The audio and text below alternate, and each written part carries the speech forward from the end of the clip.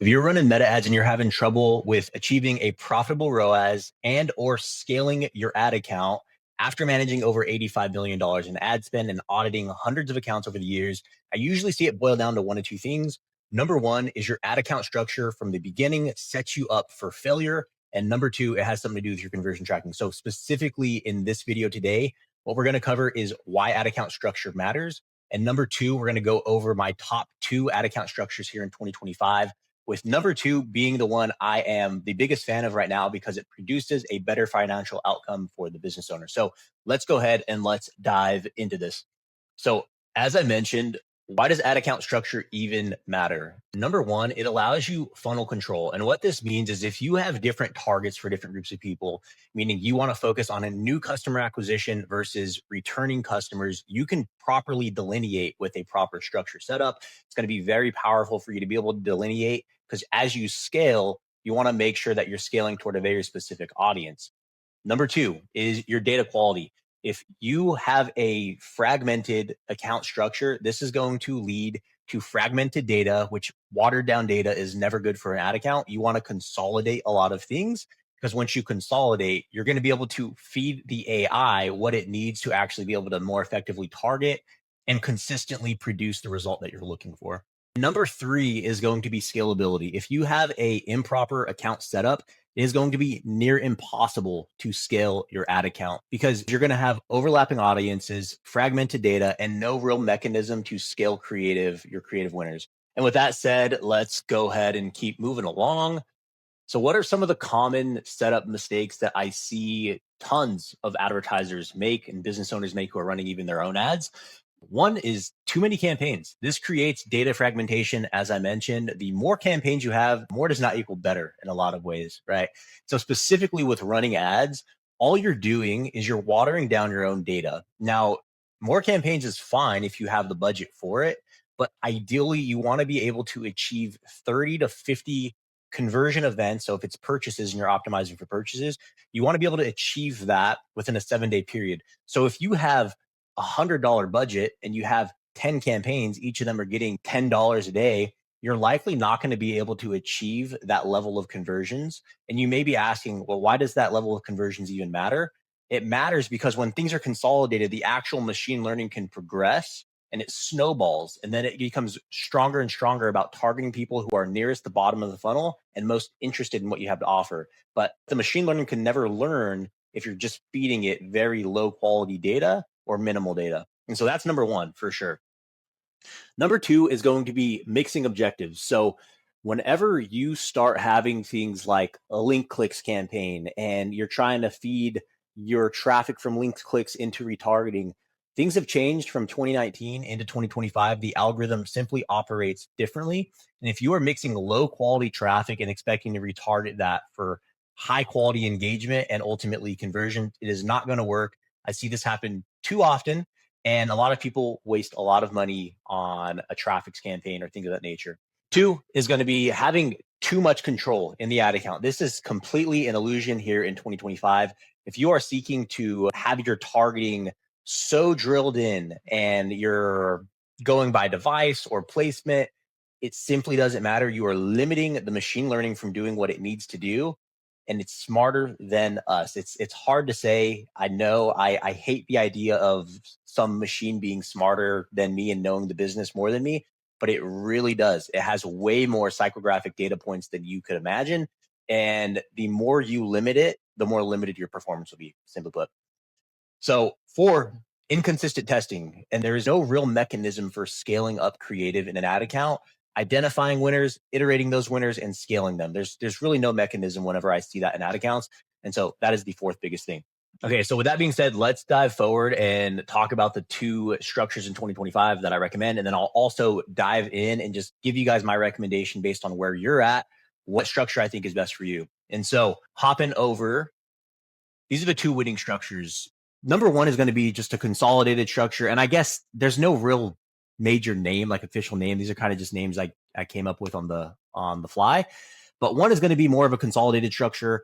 It's simple, powerful, and proven for 50 to 80% of businesses. This will be a perfect starting point. So if your ads just suck right now and your structure seems all over the place, things are a bit obscure and ambiguous to you in terms of what's working, what's not, I'd say erase it. And if you're going to rip the band-aid off, start here. So let's go through what that structure looks like. And then number two, we'll go over the category structure, which is becoming my personal favorite. So this is, I'll actually pull this up and explain it to you first before I talk through it a little bit more. So what this is going to look like, you're going to have your meta ad account. You are going to have, this is going to be your creative testing campaign. These are going to be campaigns. Orange is going to be campaigns. Purple is going to be ad sets, right? And so what you're going to have, you're going to start with a creative testing campaign. Your creative testing campaign is going to house all of your creative tests. These are going to be things like different angles, different offers, or different products are going to all exist under here. So ad set number one, let's say you have a hat company and you want to target the benefit of it protecting UV rays or something like that. You can specifically talk about the UV rays. Let's say you want to have a ad set where all your creative underneath it talks about the lightweight material or something. You're going to highlight a key benefit. So each ad set is going to house a very specific message underneath it. And in terms of your ad set targeting, leave it broad. So all of these are going to be broad. And the whole purpose of this is to segment out different creative tests. So each of your ads, I just have 4 in here. I usually go anywhere between 4 to 6 ads per creative test. Each of your ad sets, the whole purpose is to just do creative testing. And a lot of people are, again, when I said people have too much control, they do not trust broad. Broad in 2025 is the way to go without a doubt, especially if you have enough data consolidation to feed these algorithms. They know who your customer is more than you do. Again, they have millions of psychographic data points that we don't have access to. And post iOS 14.5 with the sunset of cookies, et cetera, the interest targeting has gotten a lot weaker. So the way that we bypass that is have really drilled in creative, because when you have creative that has a very clear message or angle to it, it can actually go and target those people. So again, what you're going to do is you are going to have a broad ad set here, and underneath that, 4 to 6 ads of a very drilled in angle that you're going to test. I will be making a separate video on how I would run these creative tests, the 3 levers that you have for creative testing. So just keep your eyes out for that video. These kind of go together, but for sake of time, I'll just communicate the structure. So that's going to be your creative testing campaign. You can have several creative tests going at once. Don't limit yourself to 2. There's clients I have, and we have literally 15 ad sets that are launched in this creative testing campaign, and it houses everything, and we allow them all to run at the same time. By the way, in this creative testing campaign, it is going to be an ABO. This is where you set the budget at the ad set level. So I would have $100 here, $100 here. If I had a third ad set, $100 that I'd set there, or whatever, right? You want to set it that way. I typically find the reason I want to set it that way is because I want quicker insights on my creative testing. I want to know which angles are my most powerful angles so I can iterate. And when you have a CBO or a campaign budget optimization structure where you allow the ad set essentially to set the budget at the campaign level for you, you get less definitive insights here, because maybe they give $100 here, maybe they give $30 here, $20 here, versus I can just have 100, 100, 100, and I can have statistical significance in each of those and get more meaningful insights quicker. Cool. So what is this campaign? This is an ASC scale campaign. So what is its purpose? Its sole purpose in this campaign is simply to house the winners from here. So whatever your ROAS threshold is for profitability, if in this campaign right here, it can reach that ROAS threshold and maintain that ROAS threshold for 7 to 10 days, or a specific threshold of budget limit, all depends on your context of goals in terms of how you would measure that, then you would graduate it essentially to this ASC scale campaign, right? And this is where you're going to have the majority of your account budget set, and it's going to house your winners. The reason why you're housing winners here is because, again, in terms of budget allocation, you are going to have most of your budget here that's going to spend on proven winners in your ad account. And then you're going to be able to just continue to scale this. And once something gets fatigued, hopefully you've identified another winner that you can pull over here. And so that is kind of the process there. And that's the sole purpose of this campaign. And really just need one ad set that houses all your winners there. You can have a little bit more complex structures, but this is probably where I'd start for most brands. Last but not least, you have retargeting right here. And retargeting, very simple. You will just house winners and or very specific bottom of funnel creative that's maybe offer driven or credibility driven on your ads.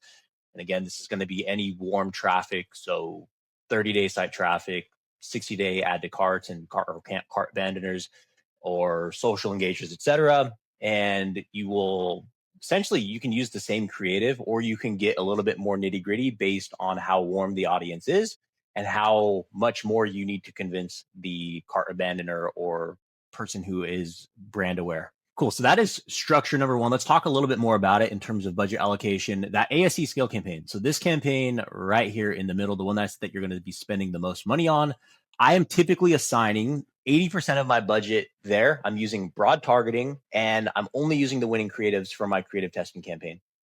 The testing or ABO campaign is going to get about anywhere from 15 to 20% of my actual overall budget. And that's going to allow me to test new concepts. Again, every ad set is going to be broad. You're going to do the targeting with the creative. That is the way the algorithm works in 2025. Your ad creative and how specific it is going to actually do the targeting. And so again, I will cover that in depth in another video, but that is the purpose of this campaign and how much budget I would allocate. Last but not least, for targeting 5% of the budget, this 5% is semi-arbitrary. I would, in most cases, follow the frequency that's reported back in the campaign. There's certain clients where I can do like 10, 15%, and we are literally still at like a 3 or 4 frequency, which is relatively healthy. And so just follow the budget. But in most cases, it's a good rule of thumb. Cool.